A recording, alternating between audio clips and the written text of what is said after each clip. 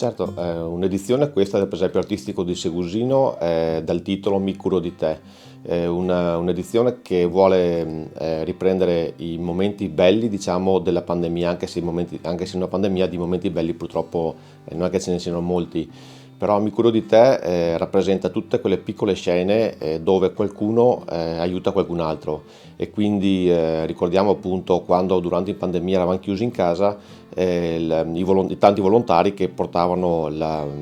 che ne so, la spesa oppure il pane oppure le medicine a chi era rinchiuso in casa e non poteva uscire. Noi abbiamo voluto riprendere quei bei momenti e riprodurli nel presepio e quindi tante piccole scenette dove qualcuno si occupa di qualcun altro facendo appunto del bene a titolo di volontariato, a titolo di amicizia, a titolo di solidarietà. Una delle scene particolari di questa edizione del Presepio Artistico di Segusino è la Natività, quella che c'è alle mie spalle.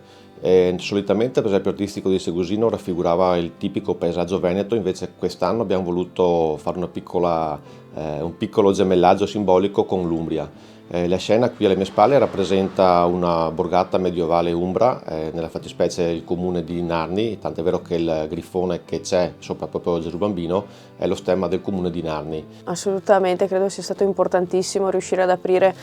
quest'anno il nostro presepio artistico e di questo va dato merito ai volontari che si sono adoperati non solo per l'allestimento come ogni anno, ma soprattutto per trovare anche delle misure e delle regole per poter permettere di aprire in completa sicurezza. Doppiamente importante perché l'anno scorso appunto non siamo riusciti ad aprire, quindi era un bel segnale sia per i volontari che per la popolazione tornare ad essere presenti all'interno del periodo natalizio e dopo perché a maggior ragione un presepe in un periodo natalizio è un segnale di positività, di conforto e di speranza. Certamente ormai possiamo dire che Segusino è conosciuto anche per